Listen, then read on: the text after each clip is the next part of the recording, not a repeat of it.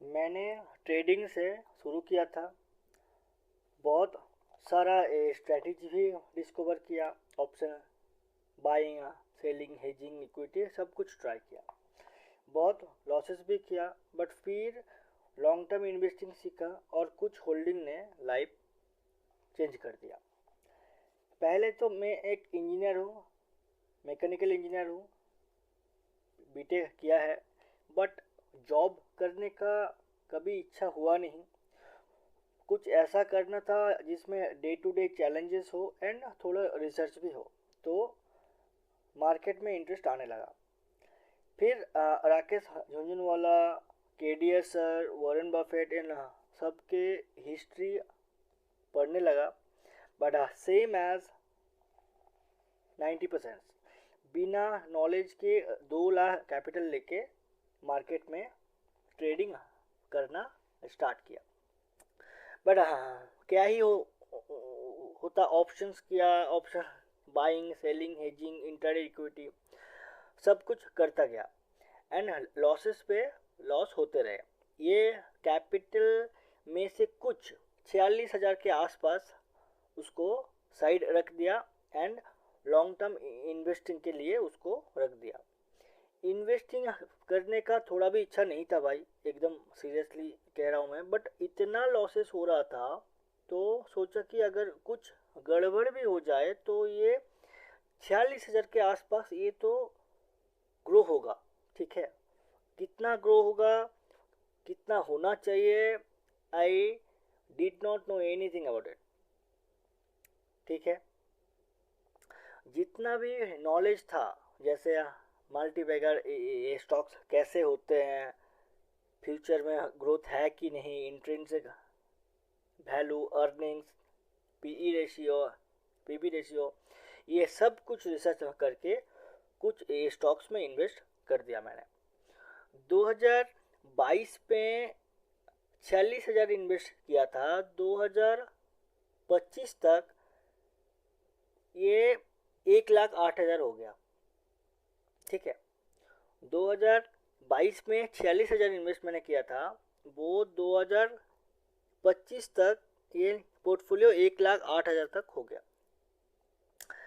तो इससे ये जो इन्वेस्टमेंट था, ये जो टाइम था, इस टाइम में मैंने कुछ ये भी लेके रखा है, क्या बोलते हैं उसको, स्क्रीनशॉट भी लेके रखा है। तो ये कुछ पुराने स्क्रीनशॉट है, आप देख सकते हो। उसी टाइम पे ये सब मैं सीखने लगा। देन धीरे धीरे मल्टीबैगर स्टाइल समझ में आया कि कौन कौन से स्टॉक मल्टीबैगर होते हैं, कैसे बड़े बड़े इन्वेस्टर स्टॉक को उठाते हैं, कौन सा सेक्टर अच्छा होता है, ये सब। ठीक है, कैसे इसको देखना है, कैसे नहीं देखना, ईच एंड एवरीथिंग मैं जानने लगा। तो इसमें क्या हुआ कि इसमें मैंने क्या क्या सीखा, ये एकदम इम्पोर्टेंट चीज़ है भाई, कि मैंने क्या क्या सीखा। एट फर्स्ट ये जो लेसन्स है, लेसन्स में आपको आ जाएगा कि patience is the ultimate lesson. ठीक है, एक्चुअली पेशेंस बेशेंस ये कुछ नहीं होता। अगर आप कोई स्टॉक खुद रिसर्च करके लिए हो तो आपका पेशेंस रहेगा, होल्ड कर पाओगे। बट अगर किसी से टिप्स लिए हो तो होल्ड आपका असंभव है, होल्ड आप कर ही नहीं सकते। It is like a relationship. अगर अदर पर्सन्स को जानोगे नहीं, उसके साथ टाइम स्पेंड नहीं करोगे तो फिर ट्रस्ट भी नहीं आएगा, एंड अगर ट्रस्ट नहीं आया तो रिलेशनशिप लंबा नहीं चलेगा। सेम इन्वेस्टिंग में भी होता है। अगर कोई स्टॉक में रिसर्च अगर आपने नहीं किया, किसी और का रिसर्च है, तो होल्ड नहीं कर पाओगे। बट अगर रिसर्च खुद का है तो पेशेंस आ ही जाता है। किसी से टिप्स लेके इन्वेस्टिंग ना करो, यही अच्छा है, उनसे सीखो। किसी से भी हो, उनसे बस सीखते जाओ। तो ये हो गया मेरा एक लेसन। नेक्स्ट लेसन था रिस्क मैनेजमेंट का। रिस्क मैनेजमेंट आपका इनकम के ऊपर डिपेंड करता है, ठीक है। अगर सपोज आपका इनकम है 30,000 पर मंथ, बट 10 ईयर्स में आपने एक अच्छा पोर्टफोलियो तैयार कर लिया है, वो भी 30 लाख का। अगर आपका इनकम 30,000 है, अगर आपका पोर्टफोलियो उससे ह्यूज है, तो यहाँ पर एज आपका मंथली इनकम बहुत ही कम है as compare to portfolio size, तो यहाँ पर रिस्क मैनेजमेंट के हिसाब से ये फुल्ली पोर्टफोलियो के ऊपर डिपेंड करेगा। लाइक अगर पोर्टफोलियो में कोई भी एक स्टॉक या फिर 2 से 3 स्टॉक को आपने सेल किया, मतलब आपके पास कुछ कैश आया, तो as a general rule cash को फुल 100% किसी और स्टॉक में लगा सकते हैं आप, अगर वो लार्ज कैप होगा। अगर वो mid cap and small cap होगा तो सिर्फ एक स्टॉक में 40 से 50% ही लगा सकते हो। तो as a rule, as a example मैं आपको बता देता हूँ कि अगर आपका 30 लाख का पोर्टफोलियो है, या फिर आपका ऐसा पोर्टफोलियो है जो कि ह्यूज है आपका इनकम सोर्सेज से, तो वहाँ पर अगर आपका 10 लाख का पोर्टफोलियो है, तो आपने 3 लाख का कैश अपने पास रखा है, अभी आपने उसको सेल किया है। तो सेल करने के बाद अगर आपके पास 3 लाख का कैपिटल है, तो अभी अगर और आपके पास और एक स्टॉक है जो कि ऑलरेडी रेडी है, आप उस पर इन्वेस्ट कर सकते हो, आपने रिसर्च कर लिया है, तो डायरेक्ट 3 लाख आप उसमें लगा सकते हो, अगर वो लार्ज कैप है तो। क्योंकि लार्ज कैप होगा तो रिस्क भी कम होगा। अगर वो लार्ज कैप नहीं है, स्मॉल कैप है या फिर ऐसा कुछ है, तो आप सिर्फ उसमें 1.5 लाख ही लगा सकते हो, एक स्टॉक में 1.5 लाख। अगर आपके पास ऐसे 2 स्टॉक रहेगा तो 1.5 लाख करके 3 लाख लगा सकते हो। अगर आपके पास स्मॉल कैप भी नहीं, उससे भी नीचे है माइक्रो कैप या फिर पेनी स्टॉक, तो आप ओनली 3 लाख में से 60,000 से 90,000 ही लगा सकते हो एक स्टॉक में। तो ये कुछ रिस्क मैनेजमेंट अपने हिसाब से आपको डेवलप करना होता है। तो केस 2 पे आते हैं। अगर मंथली इनकम आपका 30,000 है एंड पोर्टफोलियो 1 लाख का है, मतलब रिस्क मैनेजमेंट मंथली इनकम के ऊपर डिपेंड करेगा। लाइक मार्केट जब डाउन ट्रेंड होगा, तब आप क्या करेंगे कि आपका 30,000 का जो इनकम है इन ए मंथ, उसमें से 15,000 आप ऐड करते रहेंगे, क्योंकि मार्केट डाउन ट्रेंड में है, तो यही टाइम होता है ऐड करने का। देन जब डाउन ट्रेंड मार्केट का ख़त्म हो जाए और मार्केट उठना शुरू कर दे, तो वहाँ पर आपको सिर्फ 10,000 लगाना है, 30,000 में सिर्फ 10,000 लगाना है। एंड अगर आप देखेंगे कि मार्केट बहुत एक्सटेंडेड हो गया, अब बहुत ऊपर चला गया, तो उस टाइम पर आपको इन ए मंथ 3 से 5,000 ही लगाना है, इससे ज़्यादा आपको नहीं लगाना है।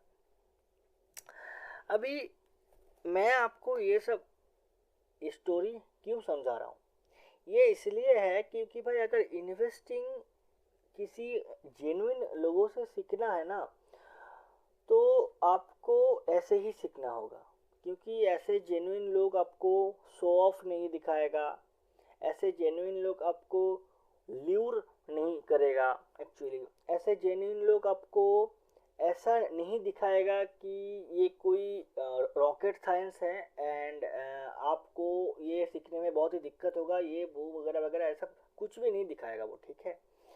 बहुत ही सिंपल सा चीज़ होगा एंड उसके पास रिजल्ट होगा। रिजल्ट बहुत ही इम्पोर्टेंट है भाई। रिजल्ट अगर किसी के पास नहीं है, फिर भी वो आपको सिखाने की कोशिश कर रहा है, तो आप क्या उनसे सीखना चाहोगे? जो खुद क्रिकेट नहीं जानता, वो आपको क्रिकेट खेलना कैसे सिखा सकते हैं?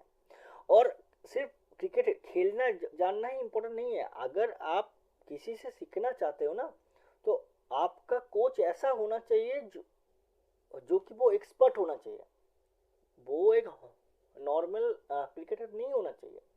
क्रिकेटर मतलब एक नॉर्मल इंसान जो बस जिनको बस क्रिकेट खेलना आता है, ऐसा नहीं होना चाहिए। वो एक एक्सपर्ट होना चाहिए, तभी जाकर आप उनसे सीखोगे, तभी आपको अच्छा रिजल्ट भी आएगा। क्योंकि एज इट इज अगर आप उनसे नहीं सीखोगे जो एक्सपर्ट है, तो आपका रिजल्ट कभी आएगा ही नहीं। तो अभी मैं क्या कर रहा हूँ, मैं अभी ये जो मार्केट का अभी क्रैश है ना, ये जो मार्केट का अभी क्रैश आप लोग को दिख रहा है, ये जो मार्केट का अभी क्रैश है, इस पे मैंने 9 से 10 ऐसे स्टॉक है जो न्यू है, उनको मैंने अपने पोर्टफोलियो पे ऐड किया। ठीक है, इनमें से ज़्यादातर स्मॉल कैप है, सभी में 2000 करके इन्वेस्ट किया। ठीक है, एंड कुछ ऐसे स्टॉक है जो ऑलरेडी मैं उनमें इन्वेस्टेड हूँ, उसमें मैं 10 से 15,000 मैंने ऐड किया। तो इसमें ऑलरेडी अच्छा रिटर्न दे रहा है, और भी मैं इनमें इन्वेस्ट अभी के लिए कर दिया। तो ऐसे मैं अपने रिस्क को कंट्रोल करते जाता हूँ एंड ऐड करते जाता हूँ। अगर आप ठीक से रिस्क को कंट्रोल करोगे तो मल्टी बैगर और ग्रोथ अच्छा दिख सकता है। एक स्टॉक अगर परफॉर्मेंस अच्छा होगा उसका, तो आप तो खुद ये हो, समझदार हो, तो इससे क्या होगा। तो नेक्स्ट आता हूँ मैं चेक लिस्ट पे कि क्या क्या देखना चाहिए। एक स्टॉक अगर अच्छा है कि नहीं, वो फ्यूचर में कैसा होगा, तो इसके लिए जो बहुत ही नीचे लेवल की मैं अगर कहूँ तो चेक लिस्ट है, तो वो है। तो देखो, फर्स्ट ऑफ ऑल मैं 3 टाइप का इन्वेस्टमेंट करता हूँ। एक तो value investing, momentum investing and theme wise investing. Value investing में पीई रेशियो चीप होना चाहिए, अर्निंग्स स्ट्रांग होना चाहिए, स्टॉक का करंट प्राइस उसका बुक वैल्यू से कम होना चाहिए। ये बहुत ही इम्पोर्टेंट है भाई। ये अगर किसी से कोर्स भी लोगे तो शायद ये तुम्हें नहीं सिखाएगा, बट आपको इसको सीखना है। ठीक है, मोमेंटम इन्वेस्टिंग में मैं क्या करता हूँ कि उसमें टेक्निकल एंड फंडामेंटल दोनों देखता हूँ, दोनों इंपॉर्टेंट होता है। FII and promoter holding year to year increase होना चाहिए। ये हो गया मोमेंटम इन्वेस्टिंग। लास्ट आता है थीम वाइज इन्वेस्टिंग। फर्स्ट तो सेक्टर एकदम तगड़ा होना चाहिए भाई इसमें। ठीक है, देन उनमें से जो अंडर वैल्यू स्टॉक्स रहेगा उसमें मैं इन्वेस्ट करता हूँ, बट डायरेक्टली नहीं, आफ्टर एक्सटेंसिव रिसर्च। ठीक है, और भी बहुत कुछ चेक करना होता है, क्योंकि मल्टीबैगर स्टॉक को फाइंड करना उतना भी इजी नहीं होता जितना इंस्टाग्राम, यूट्यूब और ट्विटर में दिखाया जाता है। ठीक है, तो ऑलरेडी मैं आप लोगों को स्क्रीनशॉट मेरा दिखा दिया, और एक बार मैं स्क्रीनशॉट आपको दिखाऊं तो इस पे आप देख सकते हैं कि स्टॉक्स यहाँ पर जो भी है, जितना भी स्टॉक पोर्टफोलियो में है, सभी ने बहुत अच्छा ग्रोथ दिखाया है। ठीक है, ये 2022 टू 2025 का है। तो इसमें से आप अगर देखोगे तो इम्पोर्टेंट ये है कि आप मल्टीबैगर स्टॉक्स को कैसे ढूंढते हो, कैसे उसमें इन्वेस्ट करते हो, आपका रिस्क टेकिंग कैपेसिटी कितना है। अगर आपका कैपिटल बहुत अच्छा कैपिटल है, 5 लाख 10 लाख उसके भी ऊपर है, तो उसको आपको कैसे यूज करना है, ये सभी इम्पोर्टेंट है। ठीक है, तो ये सब चीज़ आपको समझ में आना चाहिए कि ये सब चीज़ क्या होता है एंड कैसे इन सबको आपको यूज करना है। क्योंकि अगर आप इसको इन्वेस्ट करना सीख गए एक बार, तो फिर आई डोंट थिंक कि आपको और भी कोई चीज़ इतना अच्छा लगेगा जितना कि लॉन्ग टर्म इन्वेस्टिंग अच्छा है। तो at last, this video is for education and entertainment purpose only. This is not financial advice, stock recommendation or investment suggestions. Past performance is no guarantee of future results. Stock market investing involve a very high risk of loss of your capital. Always do your own research, consult a SEBI registered investment as advisor before taking any investment, or I am not SEBI registered advisor or analyst. मैं एक SEBI registered advisor नहीं हूँ, यह कोई भी financial advice और stock recommendation नहीं है। यह चैनल सिर्फ एडुकेशन के लिए है, ठीक है। अगर आपको ये जर्नी पसंद आया है तो लाइक एंड सब्सक्राइब कर दो। इसके नेक्स्ट वीडियोस में मैं कुछ ऐसा बेहतरीन लेसन लेके आऊँगा और ऐसा कुछ लेके आऊँगा, आई डोंट थिंक कि आपको कहीं और ऐसा देखने को मिलेगा। एट लास्ट मैं आप लोगों को यही कहना चाहूँगा कि जेन्युइन लोगों से सीखो, जो भी जेन्युइन है। अगर हम किसी से भी सीखते हैं, अगर वो जेन्युइन है तो आपका लर्निंग कर्व कम हो जाता है, आपका कैपिटल यूज़ कम हो जाता है, आपका लर्निंग बहुत ही तगड़ा हो जाता है एंड रिजल्ट कुछ ही दिनों में दिखता है। And lastly, thank you.